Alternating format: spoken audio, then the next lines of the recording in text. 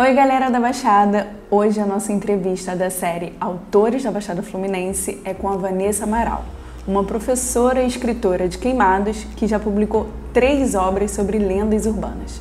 Vamos conferir? Vanessa, me diz uma coisa, como tudo começou?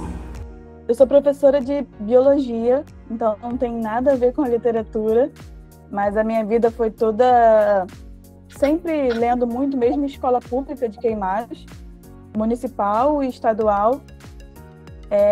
Tinha na estadual, que era um brisolão, eu fiz formação de professores, tinha uma biblioteca muito boa, e não era nada forçada, era uma biblioteca aberta, você podia pegar o livro que você quisesse, escolhia e devolvia, e era muito livre. Então ali eu comecei mesmo a iniciar a leitura e sempre me acompanhou. Quando eu estava terminando a faculdade, lá para 2011, 2012, eu comecei a escrever 2 histórias que eram horríveis, assim, o tema da história era muito ruim, que eu gostava muito de zumbi quando era mais nova, na verdade eu gosto hoje, mas a história era horrível e não tinha base nenhuma para escrita, nenhuma, até porque eu fazia biologia. Aí era um arquivo que tá lá salvo no computador, só para rir quando eu abri, mas não serviu para nada, porque é muito ruim, as duas é muito ruim. Passou o tempo, terminei a faculdade, uns anos depois que eu casei, eu comecei a querer escrever de novo.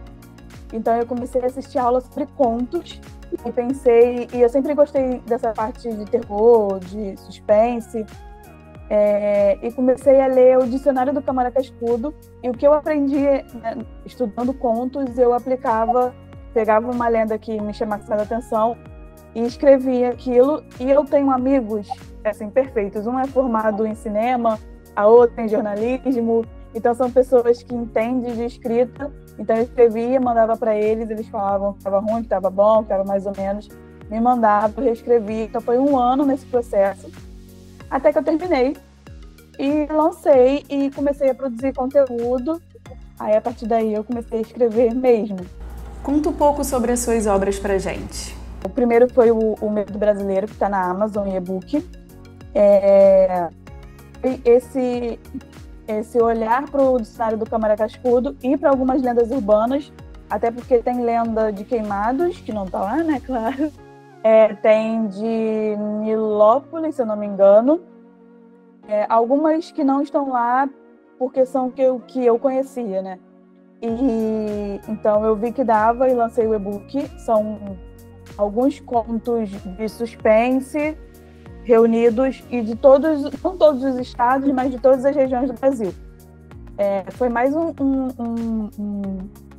descobrir meu, mas eu achei que ficou bom e eu lancei. Depois de uns 2 anos eu lancei o Adrenocromo, esse aqui, que é sobre um passeio que eu fiz no centro do Rio. Sabe esses passeios de terror? Só que não tinha nada de terror. Nada. Foi eu e meu primo saiu de Austin, eu estava casada, não estava morando aqui em Queimados, estava morando perto de Madureira. A gente se encontrou, foi passear e não tinha nada de terror. Só que tinha uma lenda, que era a lenda da bruxa do Arco do Teles, que era uma bruxa ali na época do primeiro reinado, se eu não me engano, que ela pegava crianças e matava crianças, tomava sangue, porque ela era prostituta, queria ficar nova. Então, e sumiam crianças, e as crianças que sumiram, crianças filhos de escravizados, né, e moradores de rua, porque era aquela que ninguém ia sentir falta. E eu pensei muito no que acontece hoje, que também são as crianças que vivem à margem, né. Então eu fiz essa relação, tanto é que o livro se passa nos dias de hoje, e é um policial que precisa investigar por que essas crianças estão sumindo, mas sim, tem a lenda lá. Então, eu lancei esse livro em 2019 e depois eu comecei a pesquisar sobre Minas Gerais. Ali, a região de Ouro Preto, tem algumas lendas ali que conversam muito com o ciclo do ouro, com mineração em geral. Tanto no ciclo do ouro, quanto hoje, porque Minas sofre muito hoje com mineração, né?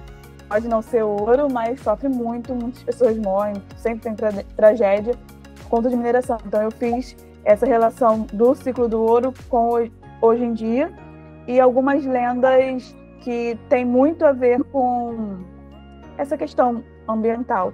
Aí esse aqui está em e-book ainda, dá pra ver, tá com reflexo. Agora eu tô com uma bebê de 1 mês e 15 dias, né? Mas eu tô pesquisando o próximo, mas vai demorar pelo menos, provavelmente ano que vem o outro, mas vai ser específico da Baixada. E essa é uma das partes que eu mais gosto, que é a pesquisa. Por que falar sobre lendas? O folclore é algo muito amplo, né? Que além de lendas e mitos, tem tradições, festas populares, comida, esse tipo de coisa. Tudo entra em folclore.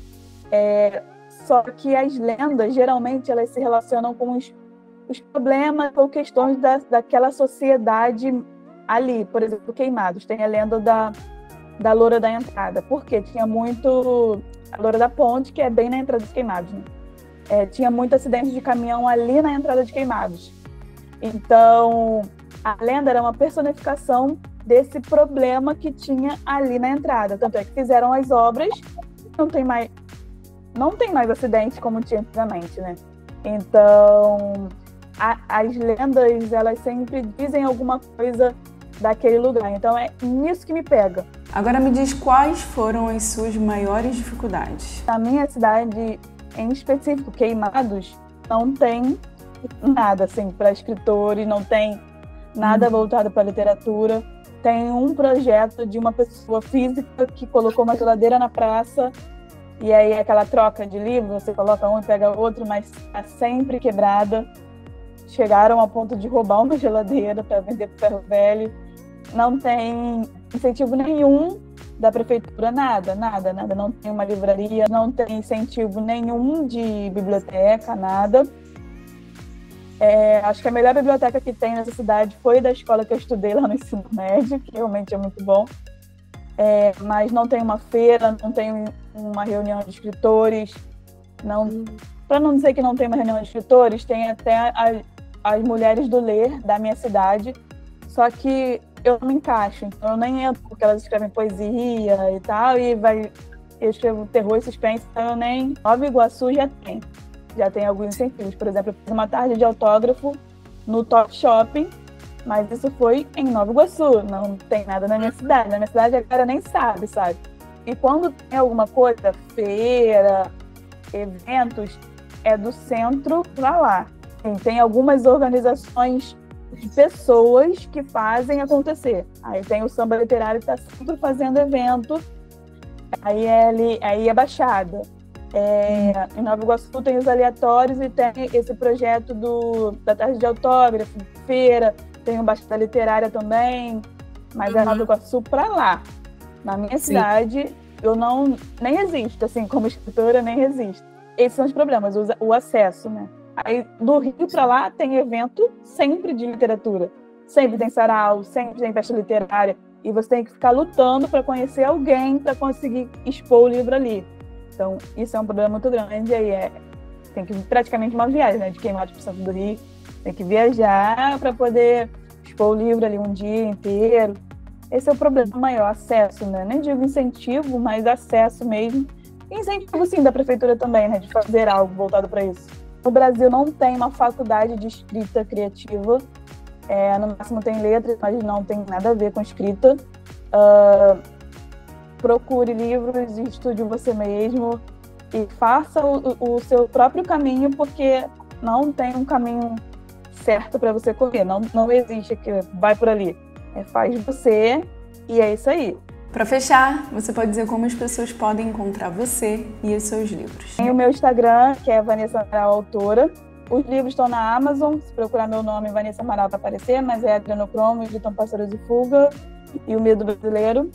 Mas me achando no Instagram, tem tudo ali, Vanessa Amaral Autora.